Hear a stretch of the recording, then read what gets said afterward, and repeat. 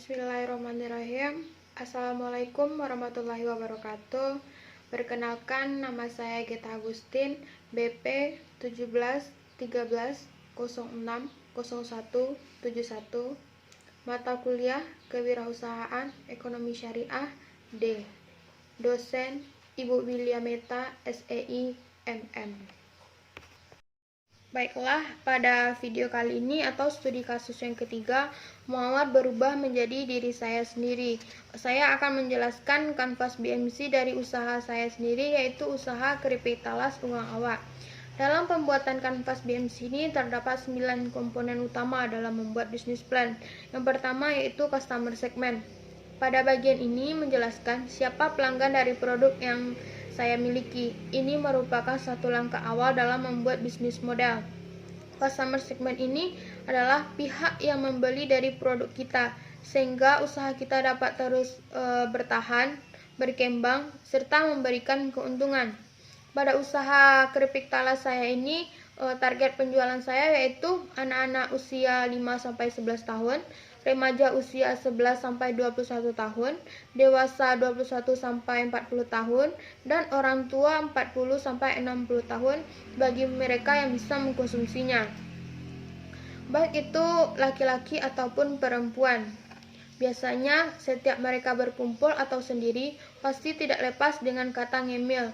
Oleh karena itu cemilan ini cocok buat mereka yang pada zaman sekarang ini mereka menyukai makanan pedas maupun original, tergantung dari selera mereka, sehingga menjadikan makanan ini atau keripik talas ini menjadi makanan yang favorit bagi lidah kita semua. Keripik talas ini enak dinikmati oleh mereka bagi yang ingin mencobanya. Baiklah, pada bagian yang kedua ini value proposition. Pada bagian ini berisi tentang nilai tambah yang akan membuat bisnis kita terlihat menarik dan berbeda dengan bisnis lainnya. Biasanya berupa solusi atau inovasi yang kita tawarkan dan menjadi keunggulan utama bagi usaha kita. Value proposition ini merupakan suatu keunikan yang menentukan mengapa produk kita pantas dipilih oleh para pelanggan. Keunikan yang ditawarkan haruslah sesuatu yang menonjol, berbeda dibanding dengan para pesaing lainnya. Namun juga harus sesuatu yang benar bentuk-bentuknya didambakan oleh para customer segment. Pada usaha saya ini value proposition-nya adalah yang pertama yaitu keripik talas yang saya jual terbuat dari bahan-bahan yang alami sehingga tidak membahayakan bagi tubuh. Yang kedua yaitu dapat dijadikan oleh-oleh bagi kita yang mau pergi ke luar kota atau wisatawan yang datang ke Sumatera Barat. Yang ketiga yaitu produk keripik talas saya ini terbuat dari pembuatannya secara homemade sehingga tidak ada kecurangan dalam memasukkan bahan-bahan yang tidak diinginkan.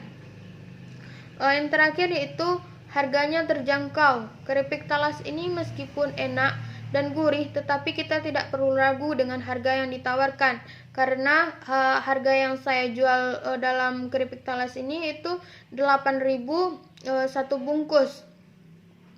Dan semoga produk yang saya tawarkan ini semakin berkembang dan membuat inovasi-inovasi baru sehingga produk saya akan diterima bagi semua kalangan.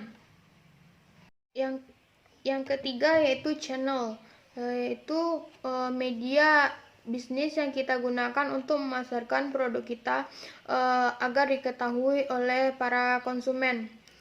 Dalam usaha saya ini channelnya yaitu media sosial seperti WhatsApp, Instagram, Facebook, Line, dan lain-lain. Yang kedua yaitu delivery order. Untuk pemesanan menggunakan media sosial di mana memudahkan kita dalam membelinya, maka delivery order yang saya gunakan yaitu aplikasi Gojek, Grab, dan supaya masyarakat tidak ribet untuk membelinya dan dapat tetap menikmati dari keripik talas saya ini dengan menggunakan pilihan GoShop atau GoSend. Yang keempat yaitu customer relationship. Ini mendeskripsikan bagaimana cara perusahaan menjaga hubungan baik dengan para customer. Pada tahap ini merupakan suatu langkah agar bisnis kita dapat terus berjalan dan terus dapat menarik di mata para pelanggan.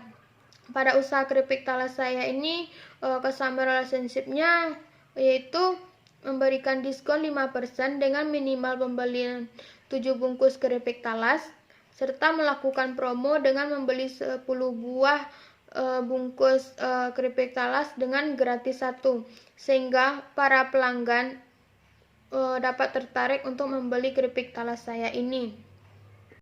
Yang kelima yaitu revenue stream.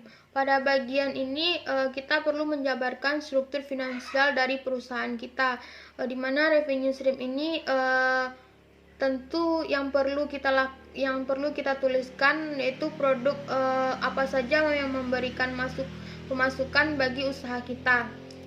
Jadi revenue stream dari usaha keripik talas saya ini dari penjualan keripik talas, sehingga aliran dana ini memungkinkan perusahaan saya tetap dapat hidup, berkembang, serta memberikan keuntungan.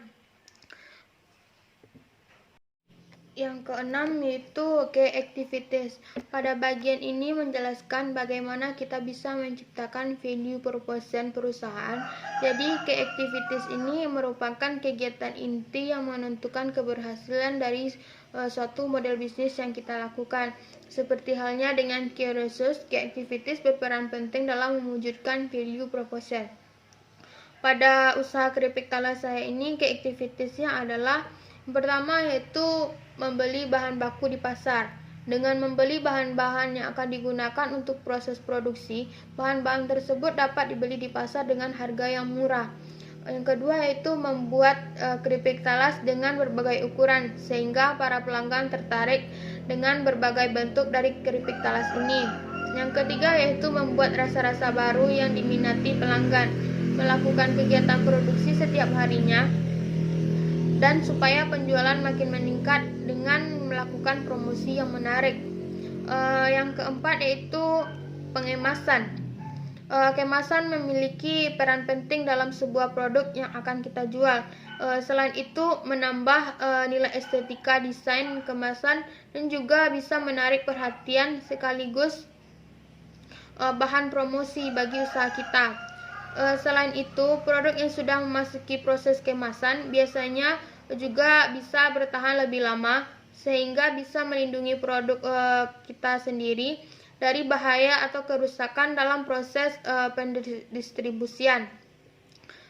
Pengemasan ini juga berfungsi sebagai sarana informasi dan pemasaran yang baik, terutama jika didesain dengan kreatif dan menarik, sehingga mudah diingat oleh para konsumen kita. Dan selanjutnya itu pemasaran. Dalam kegiatan pemasaran ini, kegiatan yang dilakukan guna untuk mempromosikan produk kita atau layanan yang mereka punya. Pemasaran ini mencakup pengiklanan, penjualan, dan pengiriman produk yang kita miliki ini kepada konsumen. Selain itu, dengan adanya pemasaran, ini sangat membantu konsumen. Jadi mereka akan lebih mudah menentukan produk yang sesuai dengan apa yang mereka butuhkan. Ketika pemasaran sesuai dengan targetnya, perusahaan kita atau usaha kita banyak orang yang akan membeli dan kita bisa mendapatkan keuntungan. Yang ketujuh yaitu key resource. Adalah sekat dalam bisnis model kanvas yang berisikan daftar sumber daya, mulai dari pengelolaan bahan baku, penataan sumber daya manusia, dan penataan operasional yang menjadi perhatian dalam membuat bisnis. Dalam usaha saya, key resource-nya yaitu lahan ubi talas yang merupakan bahan baku utama dalam pembuatan keripik talas. Dengan saya bertanam ubi talas sehingga saya dapat mengurangi biaya. Jika lahan saya mengalami gangguan, saya dapat membeli bahan baku utama saya dengan petani ubi talas lainnya.